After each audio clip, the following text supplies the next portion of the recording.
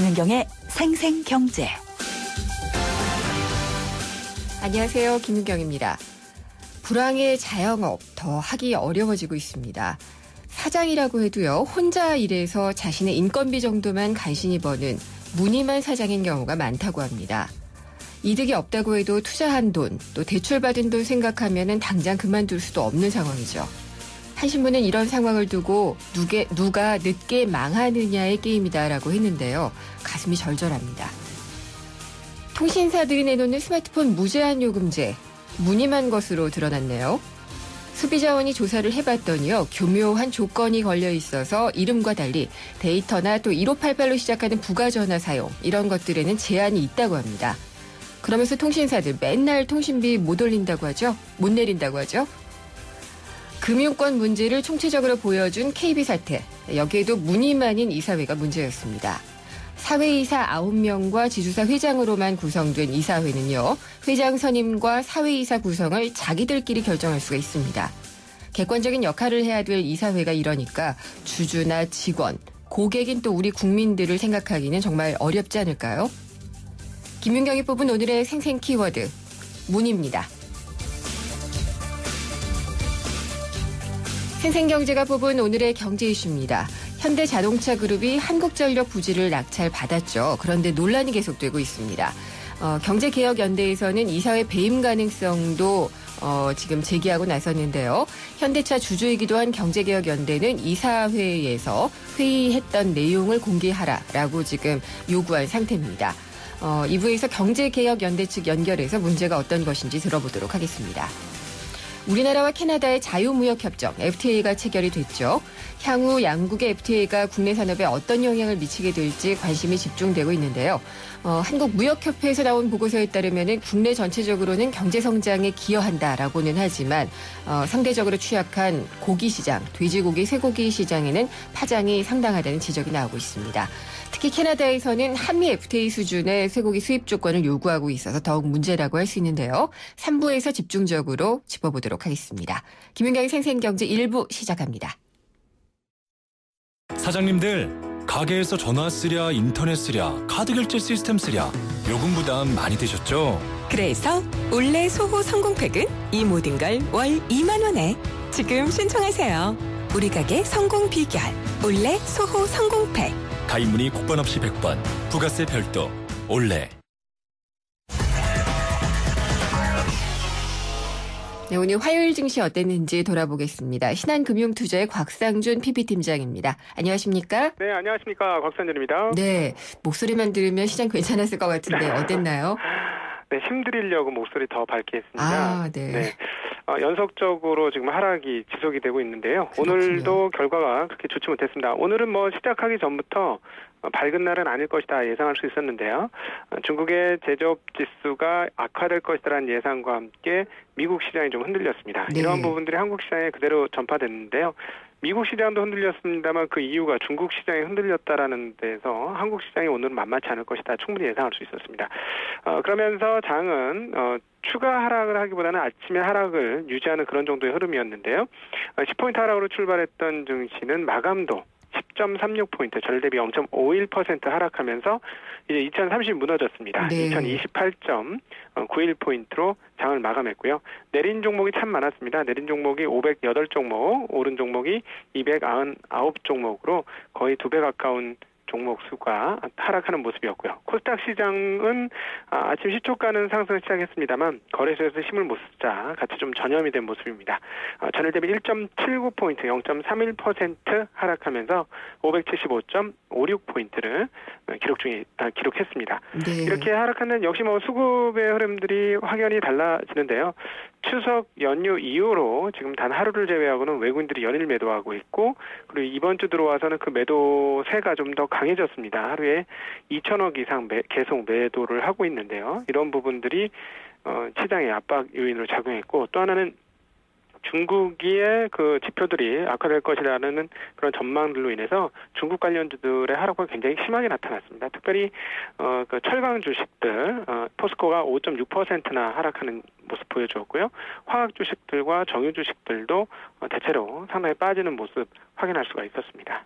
그런데 오늘 진짜 발표된 중국 지수요. 그러니까 네. HSBC 제조업 지수인데 예상보다는 좀 좋게 나오지 않았나요? 네, 맞습니다. 예상 안 좋다 해가지고 정말 엄청나게 안 좋을 거 아니냐 이렇게 했는데 예상치가 50 정도로 50대로 나와서 그 정도면 아주 나쁘진 않았는데요. 그럼에도 불구하고 그동안에 그 지수가 좀 많이 올랐다라는 부담감도 있고요. 또 하나 지금 미국 같은 경우는 주가 배수라든가 이런 네. 것들을 한번 수익 대비 주가 이런 것들을 다 감안해 보면 조금 많이 오른 상황에 있습니다. 그래서 언제든지 빠질 수 있었는데 울고 싶은 아이 뺨 때린 격이라고 그런 흐름들이 더 강화되었다 이렇게 네. 볼 수 있겠죠. 삼성전자가 아무래도 이익 목표치를 한 증권사에서 내려서 발표를 했잖아요. 네. 그때 그 영향을 계속 받는 게 아닌가 싶어요. 네, 맞습니다. 그 영향 계속 있고요. 현대차는 아무래도 그 부지 매입권이 네. 계속적으로 암울하게 작용하고 있다 이렇게 볼 수 있습니다. 오늘 삼성전자 무려 2.2% 그리고 현대차도 2%의 큰 폭 하락을 기록을 했는데요. 삼성전자의 그 전망은 그겁니다. 현재 주가면 그 정도 전망치 이미 그 반영을 다 했다. 그러니까 네. 오히려 주가는 더 떨어졌다. 이제는 그 정도 실적이 나온다면 저평가 영역에 들었다라고 표현할 수 있겠는데요. 문제는 뭐냐면 그 다음 분기나 그 다다음 분기가 실적이 그러면 개선될 것이냐. 여기에 대해서 확신 있게 얘기할 수 있는 사람이 없기 때문에 네. 계속해서 이런 매도 물량을 받아내지를 못하고 있는 상황이다. 이렇게 볼 수가 있겠습니다. 그리고 지금 애플 같은 경우 판매고가 나오는 걸 보면 네. 과거에 비해 사상 최대치가 계속 나오고 있기 때문에 경쟁사가 사상 최고치의 물량을 이렇게 팔아제끼면 아무래도 한국 업체들은 좀 부담을 가질 수밖에 없는 것이고 그 부분이 주가로 먼저 반영되고 있다. 이렇게 볼 수 있겠습니다. 사실 실질적인 결과는 어떻게 나올지는 가봐야 알겠습니다만 네. 주식시장은 사전에 이런 심리를 좀 반영하는 그런 곳이기 때문에 이미 그 부분들이 반영되고 있다 이렇게 볼 수 있겠죠. 네. 네이버는 이게 알리바바의 반사이익을 보는 건가요, 혹시? 네. 예, 많이 아무래도, 올랐네요. 예, 맞죠. 딱 반대 이야기인데요. 경쟁사가 잘 되면 이쪽에서 좀 어려움을 겪을 수 있는 것처럼 네. 오늘 새벽에 끝난 미국 증시에서 알리바바 주가 별로 좋지 못했고 그리고 대주주가 주식의 일부를 좀 팔게 되고 하는 그런 것들 때문에 굉장히 주가가 많이 빠졌습니다. 거기에 대한 반작용들이 좀 나타났던 것이고 또 우려감도 일부 좀 해소되고 있는 것이다. 네. 이렇게 볼 수가 있겠습니다. 내일은 어떨까요? 외국인들 매매 패턴이 하루아침에 바뀔 것 같지는 않습니다. 네. 이제부터는 어느 시점에 시장에서 가격 매력을 느끼느냐 이 부분이 굉장히 중요한데요. 어차피 70포인트 이상의 그 흐름들을 보여주었을 때도 실적을 가지고 주가가 올라간 것은 분명 아닙니다. 네. 대체적인 수급이었고 그리고 한국 주식시장이 그렇게 비싸지 않았기 때문인데요. 이번엔 역으로 수급이 매도 쪽으로 바뀌었으니까 그것들이 시장 하락 압박을 주고 있는 것이고요. 그때나 지금이나 논리적으로 바뀐 게 전혀 없는 것은 한국 주식시장이 그렇게 비싼 거는 또 아니다라는 것이죠. 그래서 네. 어느 정도 빠지는 순간에 이런 정도 되면 주가가 싸다라고 느끼면 멈추지 않겠나 싶습니다. 한 알겠습니다. 2,000포인트 내외선을 예. 그런 정도의 라인으로 생각을 하고 있습니다. 아니 2050까지 어떻게 올렸는데 이런 생각이 좀 들기도 하네요. 네, 네, 알겠습니다. 오늘 말씀 잘 들었습니다. 네 고맙습니다. 신한금융투자의 곽상준 PB팀장이었습니다.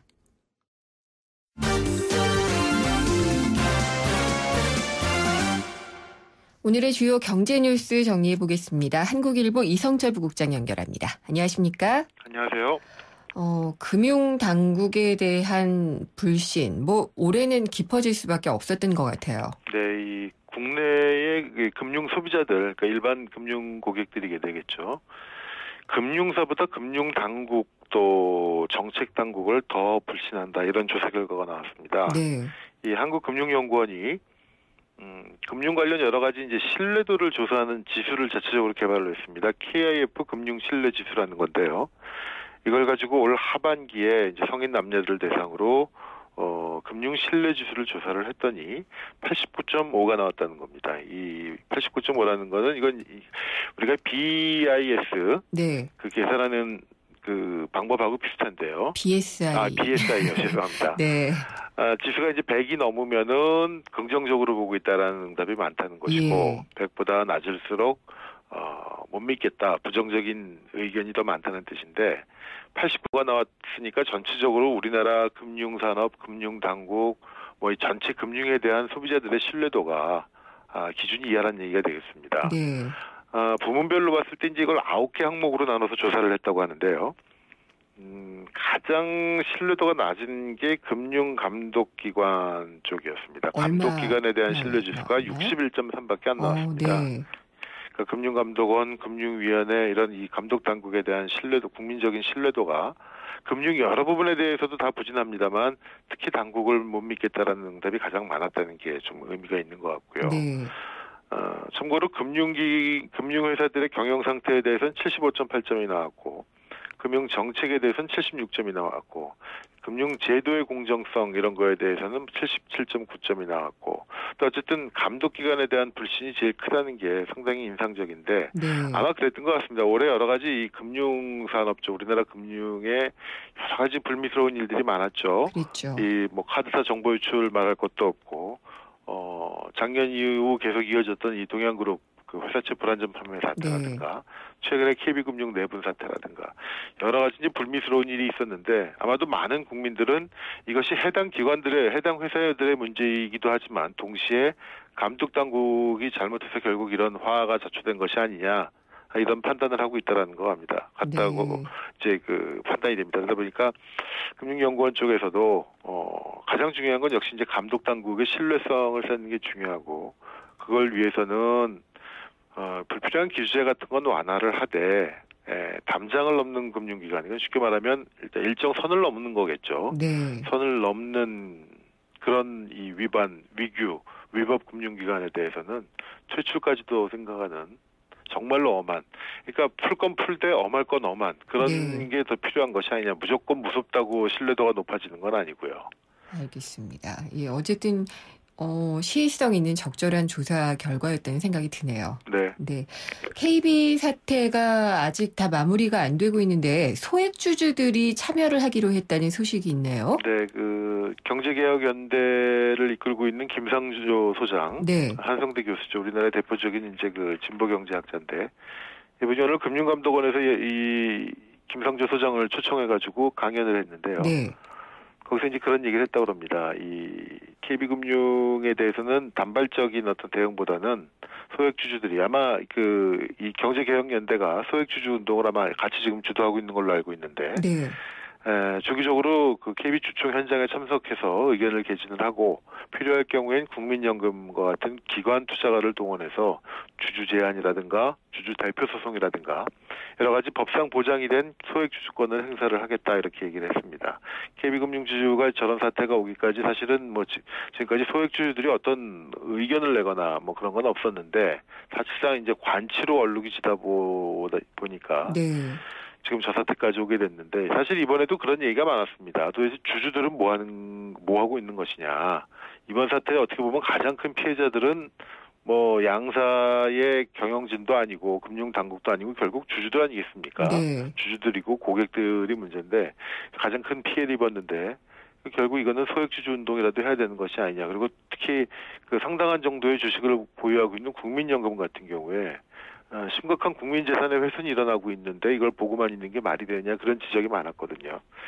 그래서 아마 이 김상조 교수가 일단 회장 선임을 위한 주총에 가가지고 여러 가지 질의를 할 계획이고 만약에 주주가 반대하는 후보가 될 경우에는 주주 제한이라든가 대표 소송 같은 것도 되겠다 이렇게 얘기를 했습니다. 네, 그러면은 내년 초쯤이 되겠네요. 주총 시즌이 될 때. 그렇죠. 네. 원래 이제 이 회장 선임이라든가 이런 건 임시 주총을 통해서도 가능한데 네. 지금 시기적으로 봤을 때 내년 초까지 갈지 아니면은 지금 지도부 공백 사태를 그냥 두고 볼 수는 없기 때문에 만약에 일정을 당긴다면은 CEO 선임, 회장 선임을 위한 주총이 연내에도 가능하지 않을까 생각이 됩니다. 네, 의미 있는 소송이기는 한데 실제로 많은 지분을 갖고 있는 국민연금이 목소리를 낼 수 있을까는 조금 의문이네요.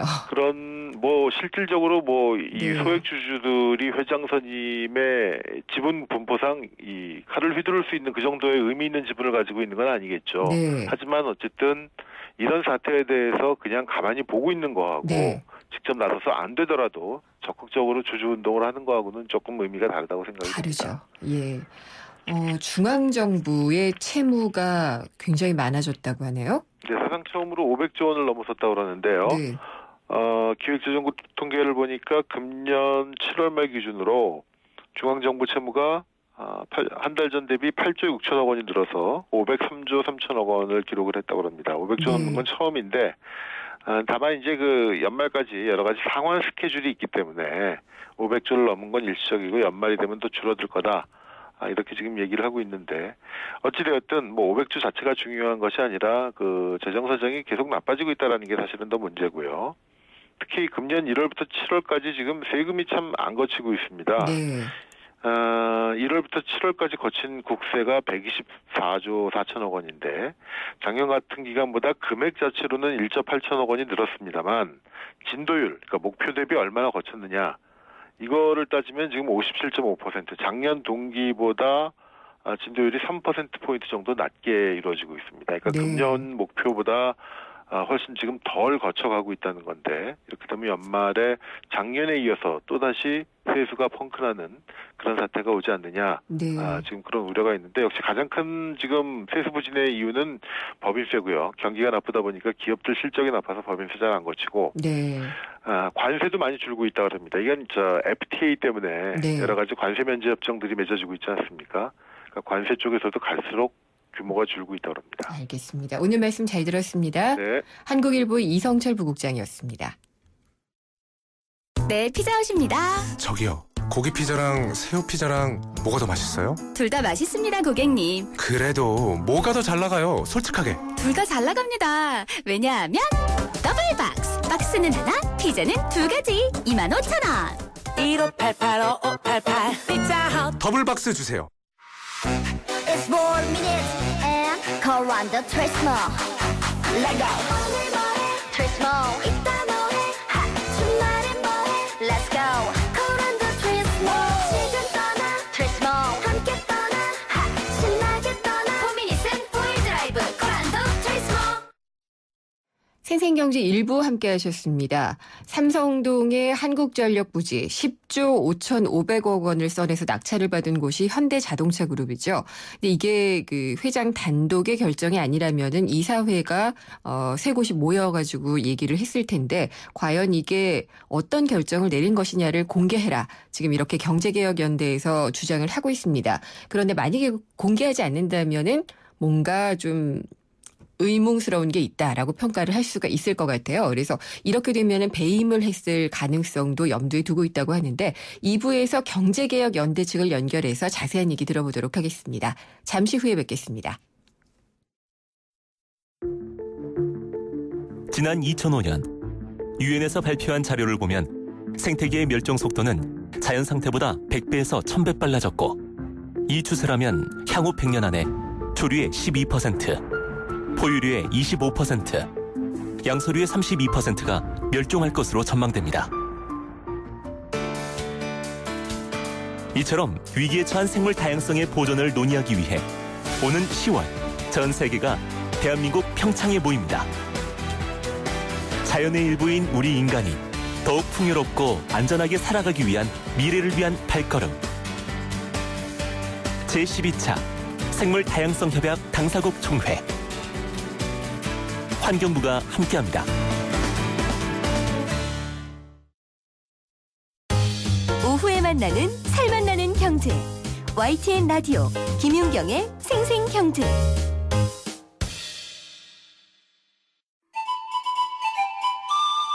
어머머 진짜 경제는 장바구니 안에 있지. 발로 뛰는 생생경제가 찾은 구석구석 경제 현장. 장바구니 생생경제.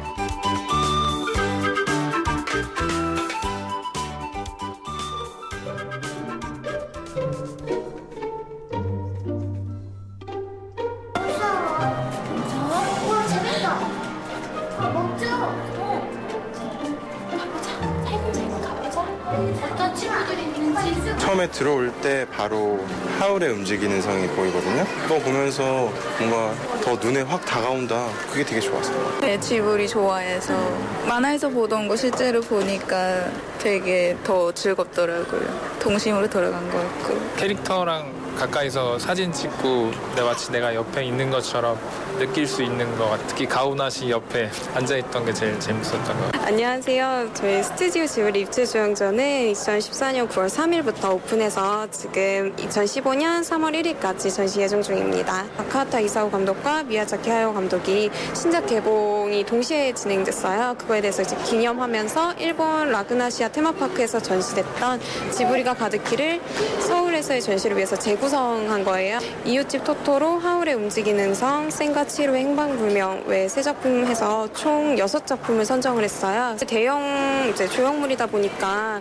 관람객들이 직접 실제 내가 애니메이션 속 주인공이 됐다는 느낌을 되게 많이 받으시더라고요. 그래서 그 부분에 있어서 좀 더 감동을 받으시고 하시는 것 같아요. 20, 30대가 아무래도 관람객이 많은 편이고 거기서 어린이를 포함한 가족 단위 관람객이 또 많은 편이에요. 아무래도 제일은 스튜디오 지브리 오랜 팬분들이 가장 많으시고요.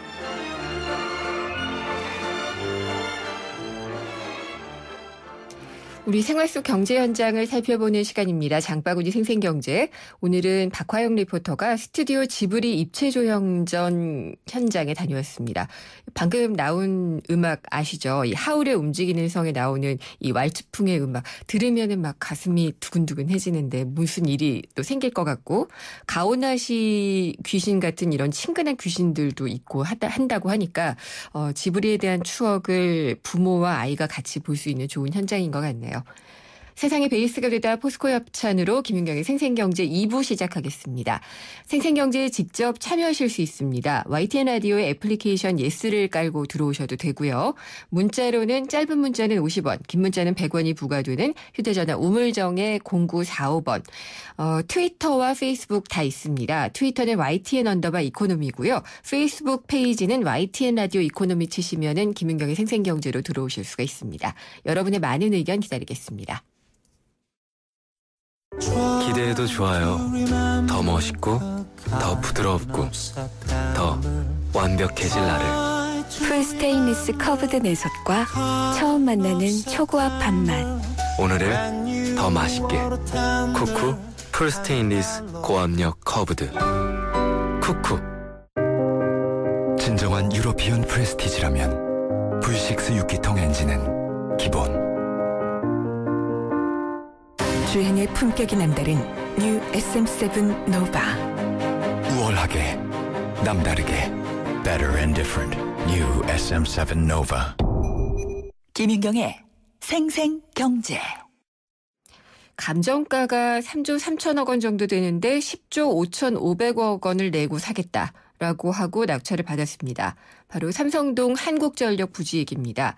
현대차의 이 같은 통큰 결정은 업계는 물론이고 측근들까지 당황하게 했는데 이 경영자 독단이 아니냐, 무리한 사업 추진이 아니냐라는 의문이 계속 제기가 되고 있습니다. 여기 관련해서 경제개혁연구소의 최이배 회계사와 함께 얘기를 나눠보도록 하겠습니다. 회계사님 안녕하십니까? 예, 안녕하세요. 네. 이게 언론에는 계속 정몽구 회장의 통큰 배팅 이런 식으로 얘기가 많이 나와요. 근데 네. 물론 이제 현대차에서는 그런 의사결정 구조가 있을 수는 없다라고 얘기하고 있는 것 같은데 그렇겠죠? 아무래도 그럴 가능성이 높아 보이는데요. 네. 근데 이제 일반적으로 이제 회사의 그 이사회의 어떤 그 활동을 보면 그 이제 상법상으로도 정해져 있는데 중요한 자산을 처분하거나 네. 대규모 차입, 지점을 설치하거나 이전하는 것 등을 할 때 이제 그 이사회를 거쳐라라고 했는데 그 외의 사안에 대해서는 이제 강제적으로 꼭 이사회를 해야 된다라는 내용이 정해져 있지는 않습니다. 네. 근데 이제 일반적으로 근데 회사가 이사회가 정상적으로 운영된다면 이제 중요한 경영 사항에 대해서는 당연히 이사회에서 논의를 하고요. 이번과 같은 대규모 투자건에 대해서도 이사회에서 당연히 거쳐서 논의를 했을 것이고, 네. 다만 이제 이사회에서 세부적인 어떤 내용들은 이제 대표이사나 경영진들에게 유임을 할 수는 있을 건데요. 이번에 이런 가격에 이렇게 큰 결정 사항까지 유임이 되고 전적으로 정몽구 회장의 어떤 의사만으로 이루어졌다면 뭐 이제 독단적인 결정이다라는 어떤 그런 현재 판단들이 네. 크게 틀리지는 않은 것 같습니다. 예. 너무 많이 썼다라는 평가는 시장에서 주가 하락으로 표현이 되고 있는 것 같아요. 그렇죠. 예. 주가가 지금 현대차, 기아차, 또 현대모비스까지 상당히 많이 내렸거든요. 네. 그러면은 주주들이 피해를 볼 수밖에 없잖아요. 그렇죠. 네. 그래서 경제개혁연대에서 이게 어떻게 결정된 건지를 밝혀달라고 요청을 하신 거죠. 네, 그렇습니다. 저희가 이제 이번에 현대차 그룹 3사의 이제 의사결정에 이제 문제가 있다라고 좀 생각이 들어서, 네.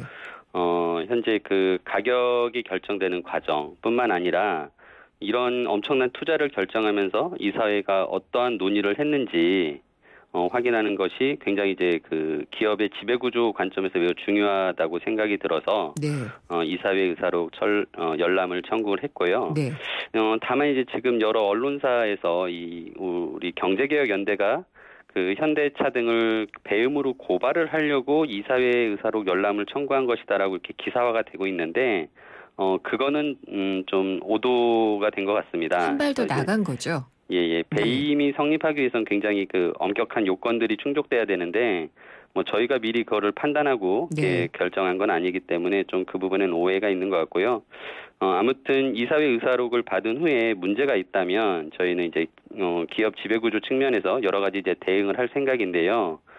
가장 간단하게는 주주들이 주주총회 가서 발언하는 것부터 네. 할 수 있겠고, 또 이사회 선임 과정에 주주가 제안을 해서 이사를 교체시키거나 아니면 누군가를 해임하거나 재선임되는 걸 반대하거나 여러 가지 그런 이제 대응들을 할 수 있고요. 네. 아마 최후의 마지막 수단이 배임이나 이런 것이 발견되면 고발을 하거나 주주 대표 소송을 할 수도 있다고 생각은 되지만 그런 것들은 쉽지 않은 판단이기 때문에 좀 너무 언론이 네. 앞서간 부분은 좀 말씀드리고 싶습니다. 예, 그러니까 이제 그런 것에 의문을 가질 수는 있지만 지금 고발을 하겠다라는 의지를 밝힌 건 아니시니까요. 예, 네. 그렇습니다. 근데 이게 이사회 의사록 같은 경우에요. 네. 이게 상장 기업이면은 공개할 의무가 있나요? 요청하면은? 이게 이제 주주면은 그거를 열람할 수 있는 권리가 있고요. 네. 저희가 이제 경제개혁연대가 새 회사의 주주이거나 또는 다른 주주로부터 유임을 받아서 이번에 네. 열람 청구를 한 것입니다. 그러면은 지금 가능성을 여러 가지 시나리오로 보고 계실 것 같은데요. 네. 대략 어떻게 보고 계신가요? 아마도 이제 이사회에서 이런 의사결정을 하는 데 있어서 논의가 전혀 없지는 않았을 것이라고 생각이 되고요. 네. 다만 어떤 가격 결정에 대한 부분에 있어서 어느 정도 유임이 되었었는지, 예. 예를 들어서 가격에 대한 어떤 범위는 정해졌었는지, 그런 것 등이 어떻게 보면 지금 현재로서는 가장 큰 이슈, 문제가 될 수 있는 부분이라고 생각이 되고요. 네. 뿐만 아니라 이제 이사회에서 여러 가지 논의를 할 수 있는데, 예를 들어서 이 땅이 왜 필요한지, 그리고 이 땅을 어떻게 사용할 것인지, 그리고 현재 10조 5,500억이라는 금액은 정해져 있지만, 새 회사가 어떻게 부담할 것인지는 지금 알려져 있지 않습니다. 그렇죠. 공식적으로. 예. 그래서 자금 부담은 어떻게 할 것이며, 현재 회사의 자금 현황은 어떻고, 향후 자금 계획은 어떻고, 또 앞으로 또 건물도 져야 되는데 한 7조에서 10조 원 들어간다고 지금 얘기가 나오잖아요. 네. 그럼 건설 자금 또 어떻게 할 것인지 이런 여러 가지 사안들이 같이 논의가 되었어야 될 텐데 만약 그런 부분들이 논의가 부족했거나 없었다면 결국 이번에 이 의사결정 과정이 문제가 있다라고 볼 수밖에 없겠죠. 근데 이제 그런 애매한 경우도 있을 거는 같아요. 이제 이 땅을 사야지 된다는 최고 경영자, 그러니까 회장의 의지가 네. 좀 많이 반영이 되면서 그런 것들이 좀 뭐랄까요. 논의가 활발하게 이루어지지 않은 정도라면은 네. 책임을 다하지 않았다는 배임의 어떤 혐의를 씌우기는 좀 어렵지 않을까요? 결국은 지금 말씀하신 부분에 조금 약간 잘못된 부분이 있는데요. 네. 오히려 회장의 의지 때문에 이사회가 논의를 하지 않았다면 더욱더 책임이 막중해지는 거죠. 네. 결국 이사회가 기존의 경영진, 여기서는 이제 지금 회장이 이사회에 들어가 있기도 하고 또 경영진이기도 하지만은 네. 아무튼 업무 집행을 하는 경영진으로 본다면 경영진의 의사를 견제하고 감독할 의무가 있는 것인데 네. 이사회가 그 부분에 대해서 오히려 회장의 어떤 언급이나 그런 의지 때문에 그런 걸 게을리했다면 더 큰 문제가 될 수가 있습니다. 예, 물론 그런데 이 현대차 그룹 자체의 어떤 기업 문화랄까요? 리더십에 대한 얘기가 워낙 많이 나왔었잖아요. 네. 예, 그 오너십이 좀 강하게 발휘가 되는 곳. 이 때문에 그럴 가능성이 좀 생각이 됐던 것 같아요. 네네. 뭐 그래서 이 황제 경영이다 아니다 뭐 이런 얘기들도 많이 나오는데 지금 정몽구 회장은 등기된 걸로만 보면은 기아차의 이사는 아니죠. 맞습니다. 현재 현대자동차와 현대모비스의 대표 이사직을 맡고만 있고요. 네. 기아차는 이제 이사직이 아니기 때문에 이런 의사결정하는데 더욱더 좀 문제가 있지 않냐라고 생각이 들고요. 네. 결국 이번 현대차 그룹의 이런 의사결정은 우리나라 재벌 총수의 어떤 전행적인 의사결정 구조를 다시 한번 이렇게 문제로 드러내는 사례가 아닌가 싶습니다. 네, 가능성이죠. 네. 예. 근데 만약에 이제 의사록에서 이게 확인이 안 됐을 경우에는 뭐 다시 주주총회에서 조금 더 구체적으로 밝혀달라 뭐 이렇게 해서 계속해서 논의를 끌고 갈 계획도 있으신 건가요? 아까 말씀드렸다시피 일단 이사회 의사록을 열람을 하게 되면 하고 저희가 이제 지배구조상의 문제가 있다. 즉 뭐 논의가 제대로 되지 않았거나 뭐 이번 논의 과정이 부족했다. 그리고 어떻게 보면은 또 이제 어떤 유임을 아까 전에 말씀드렸듯이 중요한 사안들은 결정을 하지만 세부적인 내용들은 이제 경영진이나 대표이사에게 유임을 했는데 뭐 그 유임의 범위를 벗어나서 과도하게 권한을 남용을 했다거나 뭐 여러 가지 그런 것들이 확인이 이제 될 수도 있을 것 같고요. 뭐 이제 그런 것들이 된다면 이제 그 수준에 따라서 저희가 이제 여러 가지 대응을 할 수 있을 것으로 생각이 됩니다. 그래서 가장 최악의 경우는 뭐 이사회에서 백지 위임을 한 경우라고 볼 수 있을 것 같은데요. 그렇죠. 이 경우에는 어떻게 되나요? 근데 오히려 이제 백지임을 했고 정권을 뭐 대표이사에게 줬다라고 하면 그 대표이사의 그 어떤 책임보다는 이사회 전체적인 책임이 이제 더 커지는 거죠.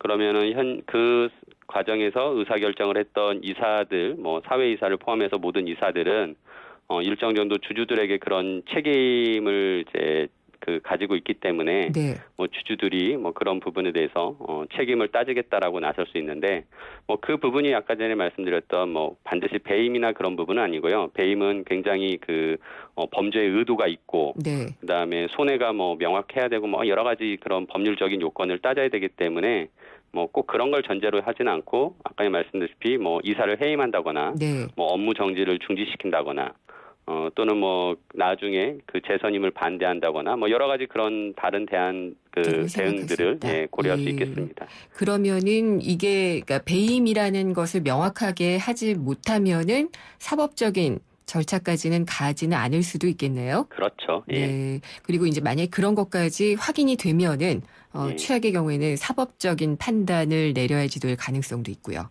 그렇습니다. 네. 현대차 그룹 입장은 들으셨어요? 아직 뭐 공식적인 입장은 아니고요. 저희가 이제 이사회 의사록 청구했고 그 부분에 대해서는 뭐 일단 현대차 입장에서는 주주들에게 적극적으로 이번에 그 의사결정을 이제 설명하고 주주들을 납득시키겠다라는 그런 의사를 보내왔고요.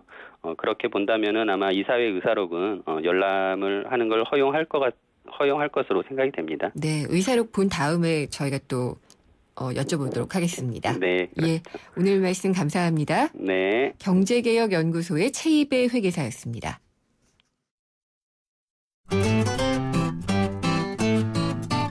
생생경제를 다양하게 만나는 방법. YTN 라디오 앱 예스와 웹사이트 김윤경의 생생경제 또는 트위터 YTN_이코노미로 실시간 듣기와 다시 듣기를 하실 수 있고 방송 내용에 대한 문의와 의견을 주실 수 있습니다.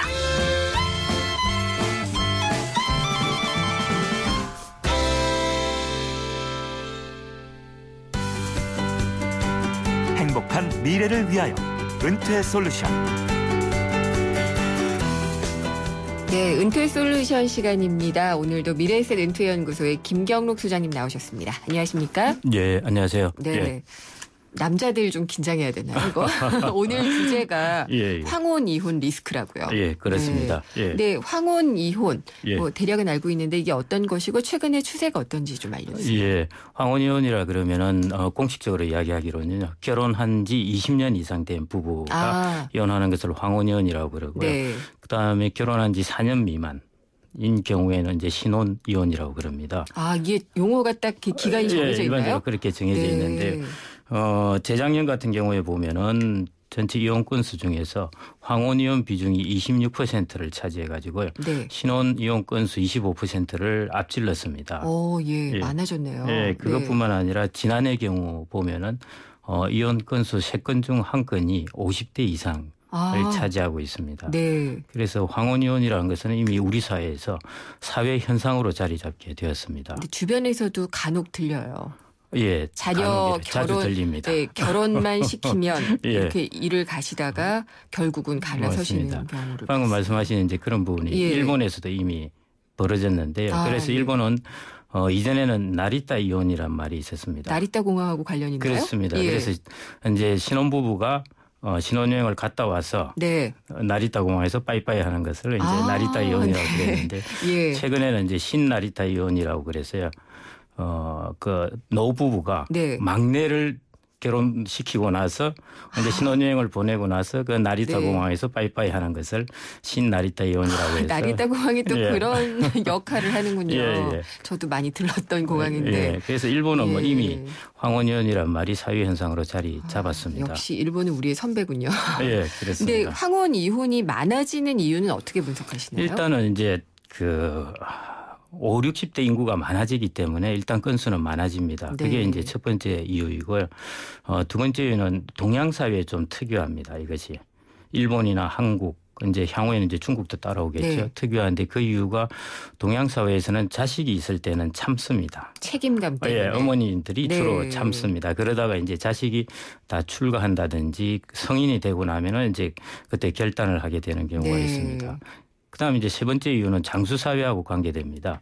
이전 같은 경우에는 이제 그런 그 스트레스가 있더라도 남자가 보통 여자보다 한 7, 8년 빨리 죽지 않습니까? 그러니까 수명이 짧을 때는 그런 스트레스가 있더라도 한 몇 년 살다 보면은 남자가 세상을 떠나니까 괜찮습니다. 그런데 지금 같은 장수 사회에서는 같이 오래 살아야 그 이후에도 되니까. 2, 30년을 같이 살아야 되니까요. 그런 부분에서 이제 빨리 결단을 하는 것 같습니다. 그러니까 나머지 삶이라도 내가 좀 자유롭고 편하게 살겠다. 인류 역사상 이렇게 자녀를 출가시키고 나서 부부 둘이서 다른 동기가 없지 않습니까? 이전에는 자녀라는 동기가 있었는데 그런 동기가 없이 이렇게 오랫동안 살아야 되는 경우가 없었습니다. 앞으로 이것이 아마 재미있는 현상이 벌어질 것 같습니다. 그래서 이제 슬슬 은퇴한 때가 가까워지면은 부부간의 이 동지애를 키워라 이런 얘기도 많이 하시던데. 그렇습니다. 동지애는커녕 이게 점점 서로 악화되는 경우는 이러다가 이혼이 되겠네요. 근데 황혼 이혼은 노후 생활, 그러니까 어떤 경제적인 상황과 굉장히 연관이 깊을 것 같아요. 그렇습니다. 한 두 가지 정도로 볼 수 있는데요. 첫 번째는 일단 바로 경제적 이유입니다. 그것은 뭐냐면은 두 명이 있다가 한 명이 이렇게 갈라지게 되면은 생활비가 더 들게 됩니다. 예를 들어 생활비를 100을 가지고 200을 가지고 갈라져서 100을 한다면은 생활비가 반으로 줄어드는 게 아니라 70%가 됩니다. 네, 그렇죠. 그거는 이제 예를 들어 이제 집도 따로 해야 되고 가구도 따로 구입해야 되고 그다음에 이제 먹을 걸 사더라도 이렇게 좀 규모의 경제가 있었는데 이런 규모의 경제가 사라지기 때문에 그래서 둘이 합쳐서 이전에 예를 들어 생활비를 200을 썼다. 이렇게 된다면은 이제는 두 명 분가를 하게 되면은 생활비를 240이 된다고 보시면 됩니다. 그러면은 혹시 미래에셋 은퇴연구소는 발빠르게 연구하시잖아요. 이런 경우에 경제적인 대처를 어떻게 해야 되나 이런 것도 조사하셨나요? 연구를. 경제적 대처는 이제 좀 그런데 일단 저희들이 한번 계산을 해보니까 은퇴 파산이라고 저희들이 개념을 두었는데 그것은 자기의 자산이 다 고갈되는 때입니다. 황혼 이혼을 하게 되면은 그 은퇴 파산이 한 10년 정도나 앞당겨지는 것으로 나타납니다. 그래서 그 영향이 꽤 큰 편이죠. 그래서 그런 부분은 그래서 저희들은 이제 가급적 그런 부분을 현실을 잘 좀 직시하시라고 그렇게 말씀을 드리고 있습니다. 그러면은 돈 때문에 또 같이 살아야 되는 경우도 생기는 거잖아요. 이제 돈이라는 문제와 네. 자기의 이제 같이 사는 거에 대한 네. 괴로움이라는 효용을 비교해서 결정을 하셔야 그렇겠죠. 되는데 이제 순간적으로 너무 이렇게 욱해서 결정하시는 거는 조금 문제가 있으신 것 같고요. 특히 이제 남자분 같은 경우에는 여자분이 보통 더 오래 사시지 않습니까? 네. 그러니까 남자들이 이렇게 아픈 기간이 보통 네. 한 10년 정도 됩니다. 7년에서 10년. 그럴 경우에 사실은 혼자 사는 것보다 같이 살면은 네. 부인의 간병을 받을 수 있다는 큰 장점이 있는데 그런 부분이 사라지게 됩니다. 네, 왠지 좀 이렇게 약간 불쌍하게 느껴지기도 하는데요. 예, 근데 이게 사실 그러니까 어떻게 대처를 해야지 되느냐는 개개인마다 또 개별 부분마다 다 다를 것 같기는 한데 그래도 대략적인 솔루션이 있겠죠? 예, 있습니다. 전반적으로 보면은 그 노후에는 남자들의 뭐라 그럽니까 주도권이 약해집니다. 그런 부분을 좀 이제 일단은 인정을 좀 하셔야 될 것 같고요. 현재 인정을 하시지만은 그래도 이제 인정을 하셔야 될 것 같고 제일 큰 것이 그거입니다. 소통의 부재입니다. 네. 남자와 여자는 생긴 것만 인간이지 너무 다릅니다. 맞아요. 성향이. 예. 그래서 남자도 여자가 어떤가를 잘 이해해야 되고요. 마찬가지 부인도 남편의 특징을 잘 이해해야 됩니다. 그리고 두 번째는 호르몬, 성호르몬 변화가 많이 일어나게 되고요. 그러면서 남자와 여자의 특질이 많이 달라집니다. 여성의 남성화. 남성의 여성화죠. 그렇습니다. 그래서 얼마 전 기사 난 거 보면은 문학 중년이라는 말이 있었습니다. 카피가 있었는데 그 뜻은 이제 젊을 때는 여자들이 소설이나 시집을 많이 써봤는데 50대를 넘어가니까 남자들이 드디어 앞지르기 시작했고 눈물도 많이 흘리시죠. 예, 맞습니다. 그래서 제 아버지께서 이전에 한 60대셨을 때 갑자기 저에게 요즘 내가 눈물이 많아졌다 그러시던데 그걸 요즘 이해하게 됐습니다. 네. 이해를 벌써 하시는 거예요? 호르몬 변화 때문에 아마 그러셨던 것 같아요. 저는 자꾸 그 남성 호르몬이 많아지는 것 같아요. 조금씩 많아지는데 아직은 멀었습니다. 씩씩해지고 있는. 좀 더 있어야 이제 많아질 한데. 것 같습니다. 그러니까 서로 이해를 하는 게 제일 중요하죠, 정말. 그뿐만 아니라 또 실질적인 그런 문제도 있습니다. 제일 이제 많이 일어나는 현상 중에 하나가요. 남자가 가정으로 돌아가면서 직장을 그만두고 가정으로 돌아가면서 너무 적극적으로 가정에 참여를 합니다. 그래서 여자가 부인이 만들어 놓은 공간을 마구 침해를 합니다. 예를 들어 냉장고를 보니까 직장에서 얼마나 깔끔하게 해 있습니까? 그래서 냉장고를 다 청소를 해주겠다 그러고 가계부 다 가져와봐라. 그래서 엑셀 차트에 다 그려가지고 매월 가계부 이렇게 해서 일본에도 그런답니다. 일본에도 한 직장인이 그렇게 와서 부인이 그냥 학을 떼었다고 그러는데요. 참 엑셀 차트로 다 그려서 보여주더라는데 그런 부분은 이제 안 하셔야 됩니다. 사실 이게 어떻게든지 규모 있고 또 융통성 있게 부인이 다 꾸려온 건데 이렇게 간섭하려고 들면은 또 정말 자기 세계를 뺏기는 것 같을 것 같아요. 그리고 이런 준비도 하셔야 되는데요. 예를 들어 50대에 이제 이혼을 하셔가지고 국민연금을 이제 60대에 받으신다 그러면은 나중에 국민연금 받으실 때 같이 산 기간만큼 이렇게 연금을 나누어 가져야 됩니다. 최근에 결정이 됐죠, 그게. 좀 전부터 결정이 국민연금은 되었었는데 그런 부분 때문에 이 노후 계획할 때도 그런 부분은 좀 감안하셔야 될 것 같습니다. 그러면은 황혼에 어떻게 살아야지 된다. 몇 가지로 딱 정리를 해 주시겠어요? 황혼에 조금 전에 이제 말씀드렸는데요. 제일 큰 것은 그 남자와 여자 부부 간에 이해를 하는 것이 제일 중요합니다. 제일 중요한 부분이고요.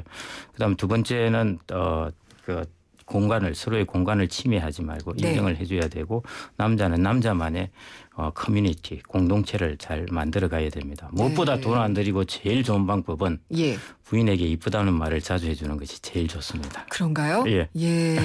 맞아요. 나이 들어도 그 좋은 말이니까. 맞습니다. 오늘 이게 은퇴 솔루션 맞나요? 굉장히 재정 부분에서 큰 부분이기 때문에 그럽니다. 의외로요. 알겠습니다. 저도 곰곰이 좀 생각을 해봐야지 될 것 같네요. 오늘 말씀 잘 들었습니다. 감사합니다. 미래에셋 은퇴연구소의 김경록 소장이었습니다. 삼성 신도시 분양 속보입니다. 눈앞엔 골프장 조망, 단지 앞엔 초중고교와 도서관, 중심 상업시설까지 가까운 968세대 대단지가 옵니다. 상위 40개 건설사 중 부채 비율이 두 번째로 낮다는 그 동일이죠? 삼성이 아껴둔 중소형 대단지, 고양 삼성 7블럭, 동일 스위트 1차. 문의 02381-7373. 사장님들, 가게에서 전화 쓰랴, 인터넷 쓰랴, 카드 결제 시스템 쓰랴. 요금 부담 많이 되셨죠? 그래서 올레 소호 성공팩은 이 모든 걸 월 2만 원에 지금 신청하세요.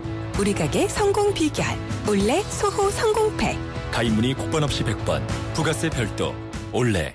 네, 피자헛입니다. 저기요. 고기 피자랑 새우 피자랑 뭐가 더 맛있어요? 둘 다 맛있습니다, 고객님. 그래도 뭐가 더 잘 나가요? 솔직하게. 둘 다 잘 나갑니다. 왜냐하면 더블 박스. 박스는 하나, 피자는 두 가지. 25,000원. 1588-5588 피자헛. 더블 박스 주세요. 네, 우리나라와 캐나다가 자유무역 협정 FTA를 체결을 했습니다. 그래서 이제 우리 산업에 어떤 영향이 오게 될지 기대와 또 걱정이 깊어지고 있는데요. 특히나 축산 농가가 시름이 깊어지고 있습니다. 가격 경쟁력을 가졌기 때문에 캐나다산 돼지고기나 쇠고기가 물량 공세를 펼치면은 우리가 당해낼 재간이 없겠죠. 그리고 쇠고기도요, 광우병 발생 때문에 수출을 타격을 캐나다가 입었었는데 이게 또 우리나라에 오게 될 때는 한미 FTA 수준에 맞춰달라 이런 얘기를 하고 있기 때문에 우려가 되고 있습니다. 잠시 후에 한 캐나다 FTA 자세히 짚어보도록 하겠습니다. 4시 뉴스 듣고요. 생생경제 3부에서 찾아뵙겠습니다.